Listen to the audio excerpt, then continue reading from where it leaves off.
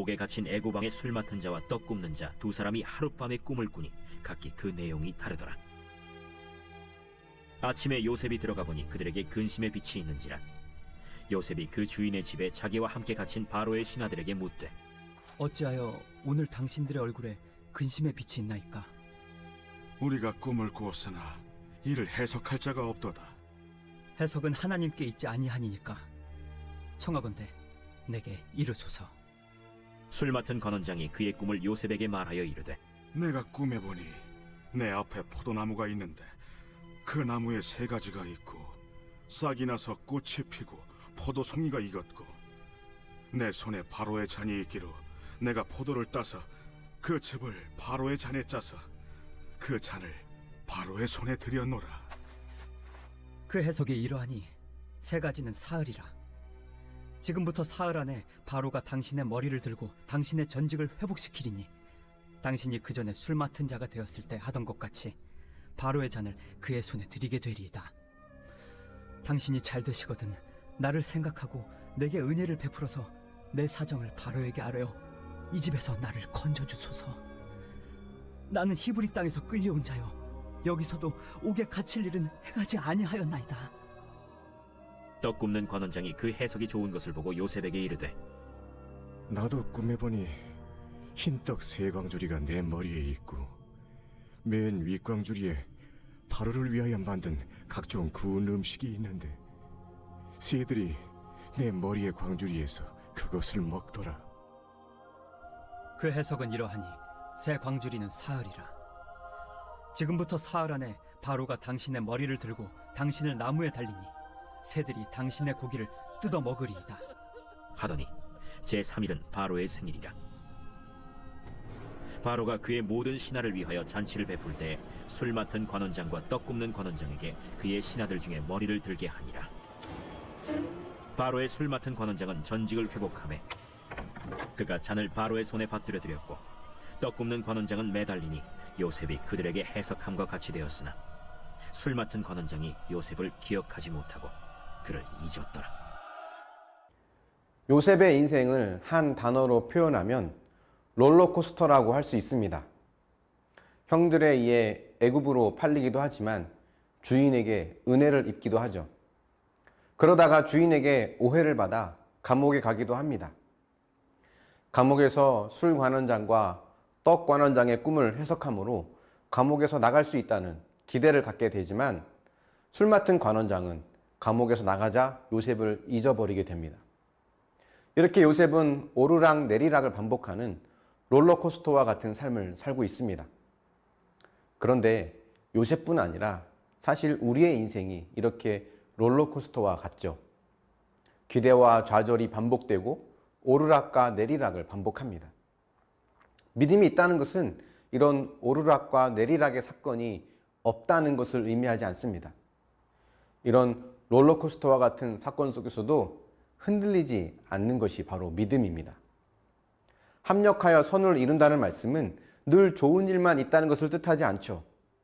어떤 때는 플러스의 사건을 만나기도 하지만 어떤 때는 마이너스의 사건을 만나기도 한다는 겁니다. 이 플러스와 마이너스가 반복되면서 결과적으로 하나님께서 주시는 열매를 맺게 된다는 것이 합력하여 선을 이룬다는 말씀의 의미입니다.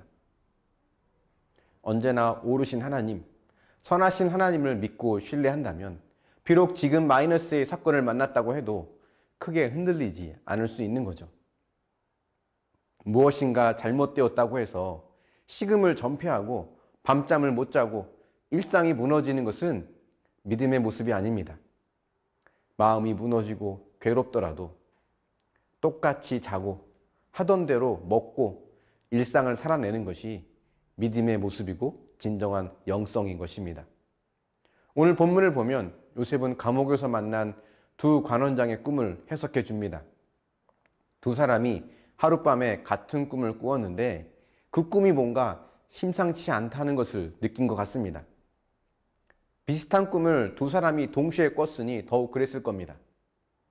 그들은 이 꿈의 의미를 알지 못해 근심이 가득하게 되고 요셉이 그것을 알아차려서 그 이유를 묻게 됩니다. 꿈 때문에 그랬다는 것을 듣고는 요셉은 하나님께서 해석을 하실 수 있다는 것, 즉 해석은 하나님께 있습니다 라는 멋진 말을 합니다. 이 말 속에 담긴 요셉의 믿음을 볼 수 있는데요. 비록 억울하게 감옥에 있지만 여전히 하나님을 신뢰하고 있는 모습입니다. 잘못이 없음에도 감옥에 오게 된 것 때문에 하나님을 원망하고 믿음을 저버렸다면 저렇게 말하지 못했을 겁니다.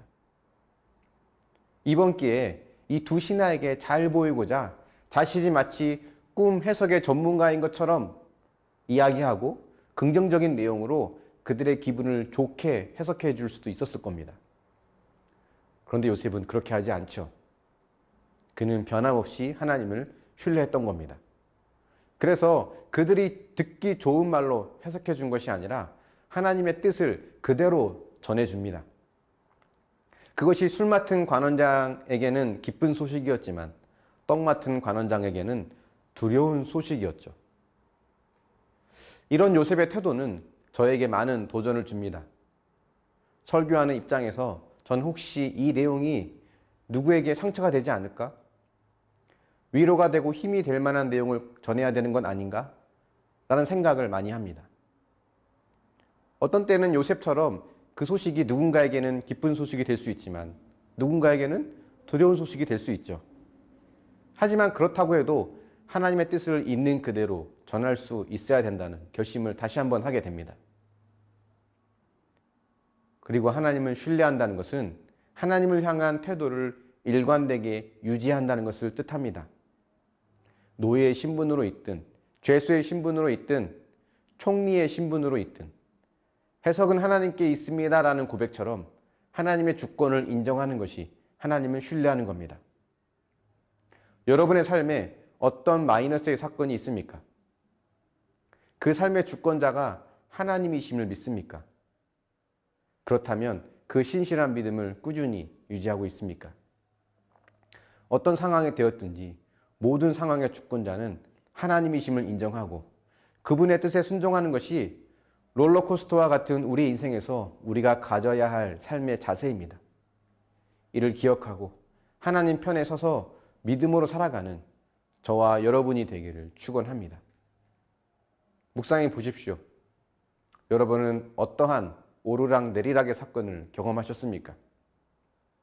그 사건 속에서 일상을 잘 지켜내고 있습니까? 그리고 그것이 하나님을 신뢰하는 가장 큰 믿음이라는 것을 인정하십니까? 기도하겠습니다. 사랑의 하나님, 요셉이 감옥에 있으면서도 해석은 하나님께 있습니다라는 고백으로 하나님을 향한 신뢰를 여전히 갖고 있던 것을 봅니다. 죄가 없음에도 감옥에 온 것에 대한 원망이나 불평을 하지 않고 하나님만 바라보고 하나님을 신뢰했던 그 요셉의 믿음이 우리 가운데 있기를 원합니다. 하나님을 원망하며 오히려 권위 있고 높은 지위가 있는 두 관원장에게 잘 보이고 그들에게 좋은 말을 해서 감옥에서 나갈 궁리를 하기 쉬운 그 환경에서도 하나님의 뜻을 바르게 전하는 요셉의 믿음이 또 우리의 믿음이 되어지길 원합니다. 하나님, 어떤 상황에 있든 신실한 믿음으로 하나님을 의지하게 하여 주시옵소서. 때론 죄수의 신분으로, 때론 죄인의 신분으로, 노예의 신분으로, 총리의 신분으로, 어떠한 신분으로 있든 하나님을 신실하게 의지했던 요셉처럼 모든 환경에서 하나님의 주권을 인정하고 하나님 편에 서는 믿음의 사람이 되게 하여 주시옵소서. 오르락 내리락하는 그 사건 속에서 일상이 무너지는 것이 아니라 아무렇지도 않은 듯 먹고 자고 생활하는 그 삶을 잘 살아내는 진정한 영성의 믿음이 있게 하여 주시옵소서. 감사드리며 예수님의 이름으로 기도합니다. 아멘.